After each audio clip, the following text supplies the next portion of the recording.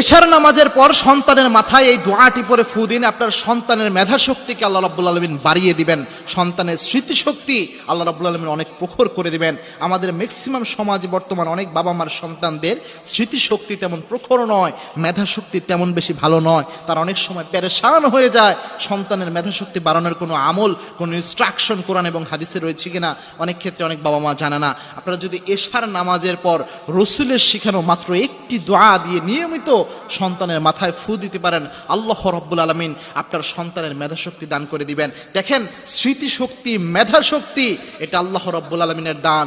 পৃথিবীর কোনো বৈজ্ঞানিক আপনার মেধাশক্তি বাড়াতে সক্ষম নয়, পৃথিবীর কোনো বিজ্ঞানের আবিষ্কার আপনার এই মেধাকে বাড়াতে পারে না।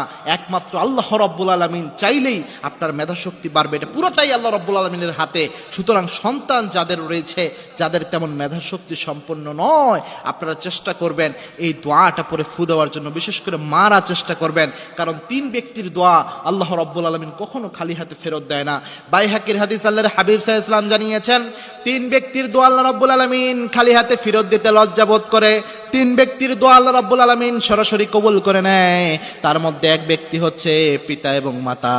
তারা যদি সন্তানের জন্য দোয়া করে, দোয়া করার সাথে সাথে আল্লাহ কবুল করে নেয়। পিতা মাতা সন্তানের জন্য দোয়া করলে সাথে সাথে অ্যাকসেপ্ট হয়ে যায়।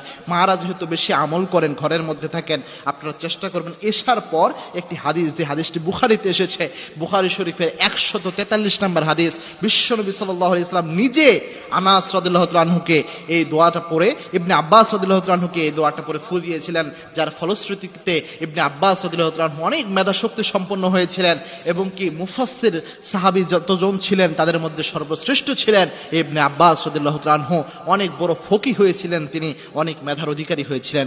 আল্লাহর হাবিব সাল্লাল্লাহু আলাইহি ওয়াসাল্লাম একদা ইবনে আব্বাসকে দোয়া পড়ে ফু দিলেন, আল্লাহুম্মা ফাক্কিহু ফিদ্দিন। এই দোয়াটি পড়ে আল্লাহর হাবিব সাল্লাল্লাহু আলাইহি ওয়াসাল্লাম দোয়া করে বিশ্বনবী সাল্লাল্লাহু আলাইহি ওয়াসাল্লাম তাকে ফু দিলেন। আল্লাহর হাবিবের এই দোয়ার বরকতে তার মেধা শক্তি আল্লাহ বাড়িয়ে দিলেন। বুখারীতে হাদিস এসেছে, সবচেয়ে অথেন্টিক হাদিস। আল্লাহর হাবিব দোয়া পড়লেন, আল্লাহুম্মা ফাক্কিহু ফিদ্দিন। অন্য হাদিসে এসেছে ওয়া আল্লিমহু তাওয়িল, এটা যুক্ত রয়েছে। আপনারা যদি শুধু আল্লাহুম্মা ফাক্কিহু ফিদ্দিন এতটুকু পড়ে সন্তানকে নিয়মিত ফু দিতে পারেন, এশার নামাজের পরে যখন আপনি পবিত্র অবস্থায় থাকেন, এই অজু অবস্থায় যদি আপনি ফু দিতে পারেন, আল্লাহ রাব্বুল আলামিন আপনার সন্তানের মেধাশক্তি ইনশাআল্লাহ বাড়িয়ে দিবেন। এবং এই সন্তানের মেধাশক্তি যদি আপনি বাড়াতে চান, এই আমলটি অনেক বেশি কার্যকরী।